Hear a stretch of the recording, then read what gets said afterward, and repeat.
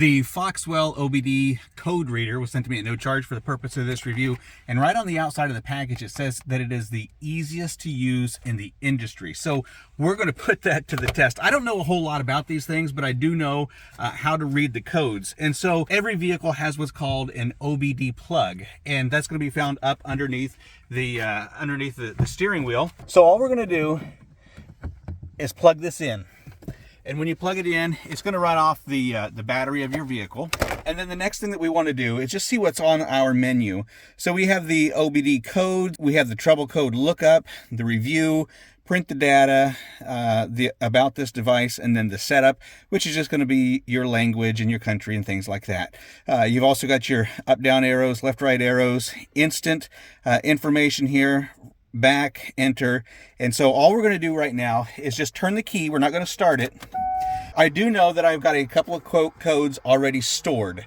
So we're going to take a look at what we've got going on here. And all we're going to do is just hit the read. And now it's scanning for the codes. Okay, so that red flash means that there are codes. Now, when we look at the information that it's going to give us here, it's telling me that there are previously stored codes in the computer. Do I want to erase them or keep them? Well, I want to keep them. And so I'm going to click no. And so we're going to read codes now. And you got the stored codes, which were previous codes, and then I got new codes here on the pending. So I want to show you those stored codes, and my first one is a coolant thermostat, which I replaced the thermostat last year, so I'm not sure why that one is still coming up. It comes up on other code readers as well. If I push to the right, I got 3 pages here. Push to the right, I have an evaporation emission system control circuit. So I'm not sure what that is. That's something worth looking into. And then number 3 is a TPS, or a throttle position sensor. Now, I replaced this about 3 weeks ago, so I want to show you something here. If we go back and we go into our now pending codes, these are going to be new codes. And the new codes say it's that coolant thermostat, and then the evaporation vent control circuit, and there's only 2. There's not a third one because I've already placed that replaced that throttle position control sensor. So this will look up your old codes and your new codes.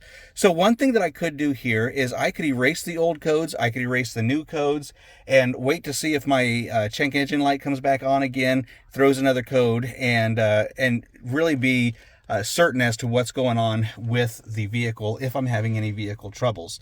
So that's a really nice feature to have there. Most people are just going to use this to read their codes and then get those sensors fixed, or whatever else needs to be, whatever else is causing that code to get that fixed. There's a full button here for the IM readiness, and this is really neat here. So this is showing you your diagnostic trouble codes. There's 3 of them. And then the pending codes, which we just looked at, there's 2 of them. I'm going to tell you what type of ignition you have.